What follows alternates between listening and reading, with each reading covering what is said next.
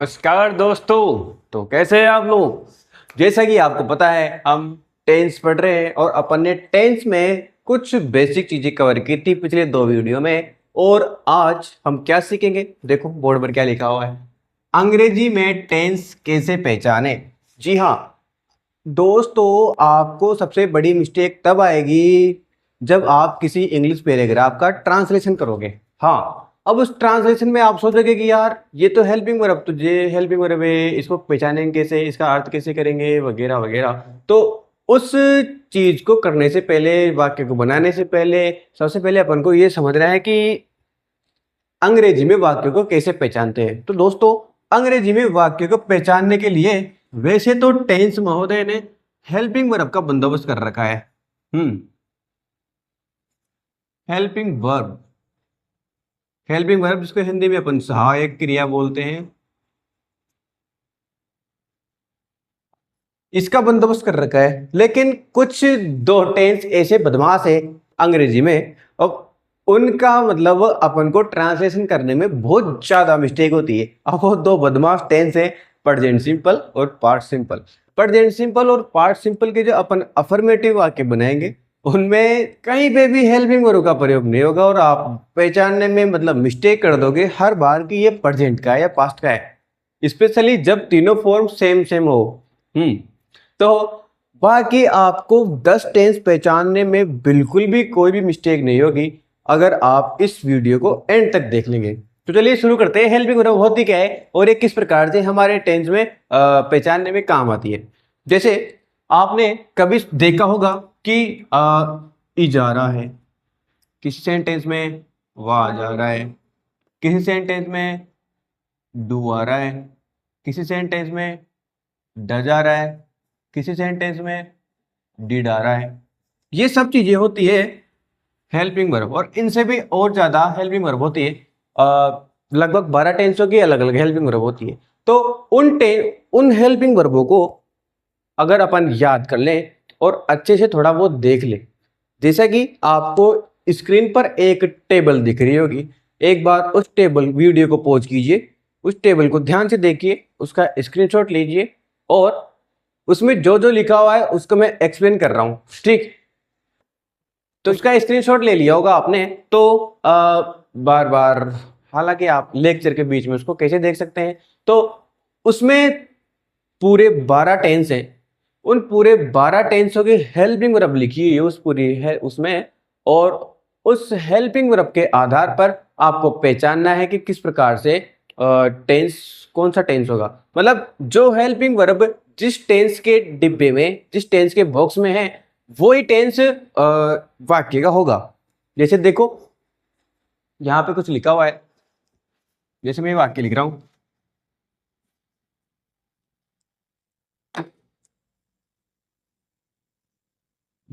Mohan is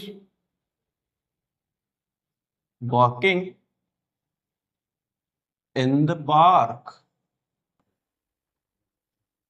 अब मुझे उस टेंस की बॉक्स में से देख के बताओ कि इज कौन से टेंस के बॉक्स में आ रहा है। हाँ देखो, हाँ पहली लाइन में होगा, पहली लाइन के दूसरे बॉक्स में, यानी प्रेजेंट के दूसरे बॉक्स में। दूसरे बॉक्स किस टेंस का है? कंटिन्यूस का। जी हाँ, कंटिन्यूस टेंस का है वो। तो कंटिन्यूस टेंस का है तो ये कौन से टेंस का वाक्य हो जाएगा? प्रेजेंट कंटिन्यूस का, प्रेजेंट कंटिन्यूस टेंस का वाक्य हो जाएगा ये। अब अगर आपको इसके पीछे क्वेश्चन मार्क दिख रहा है क्या? नहीं, फुल स्टॉप है। कहीं पे नोट दिख रहा है क्या? नहीं। तो जिस वाक्य में आपको नोट भी नहीं दिखे और क्वेश्चन मार्क भी नहीं दिखे, कौन सा वाक्य होता है? हाँ हाँ, बिल्कुल बिल्कुल पहुंच रहे हो। हाँ, अफर्मेटिव। तो ये कौन सा वाक्य हो गया? अफर्मेटिव वाक्य, यानी ये प्रेजेंट कंटिन्यूस टेंस का अफर्मेटिव वाक्य है। और प्रेजेंट कंटिन्यूस टेंस की जो हेल्पिंग वर्ब होती है, सॉरी, जो पहचान होती है वो क्या होती है? मतलब पीछे क्या आता है उसके? प्रेजेंट का है तो पीछे ही पीछे है तो आना ही है, आना ही है। और हाँ हाँ, रहा रही रहे, शाबाश।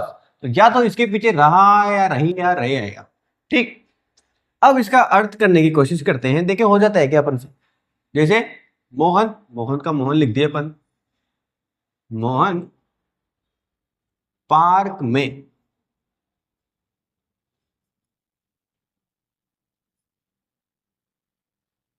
घूम रहा है। मोहन पार्क में घूम रहा है।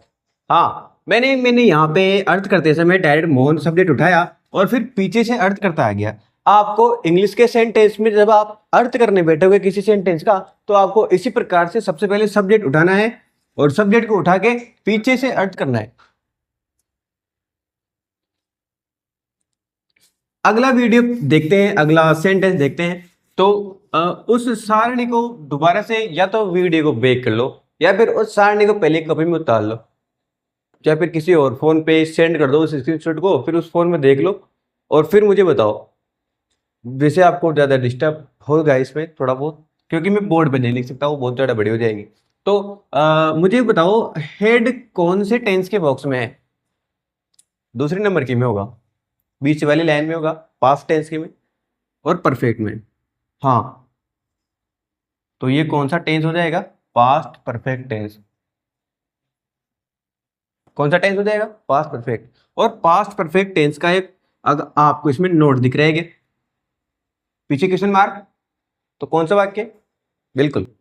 तो जैसे कि आपको पता है कि पास्ट परफेक्ट टेंस में पास्ट टेंस से तो मान लो पीछे था गया, और परफेक्ट टेंस में क्या आता है? चुका चुकी चुके, तो चुका लगा दिया मैंने। अब अर्थ करेंगे मैं मेरा कार्य, ये डू की थर्ड फॉर्म डन। तो डू यानी क्या होता है? करना, तो पीछे से ना रिमूव कर दिया मैंने। तो मैं मेरा कार्य कर चुका था। अपन ने तो अर्थ कर दिया। और देखो ऐसा ही कुछ और टेंस के एग्जांपल लेते हैं।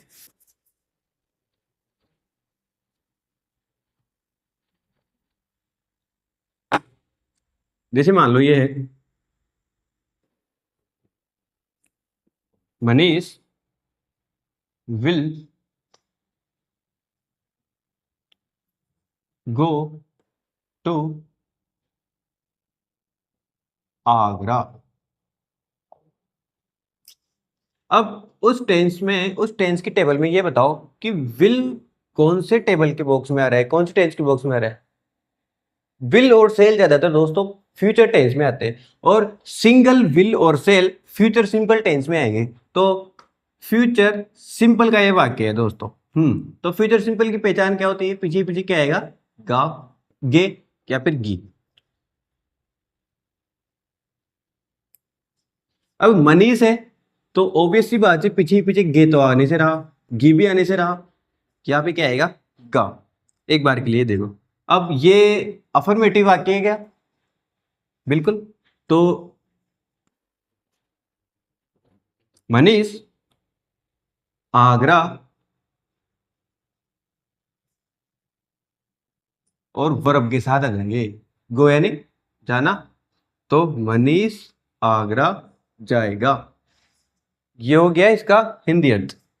कुछ और जो वाक्य है आप प्रैक्टिस करने के लिए मैंने आपके स्क्रीन पर लगा दिए हैं।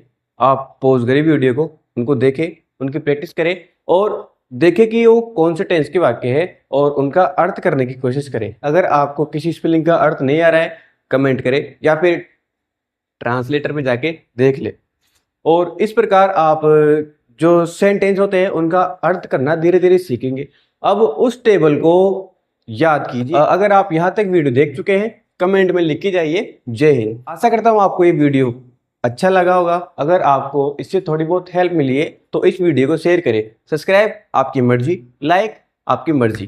तो thank you for watching our video.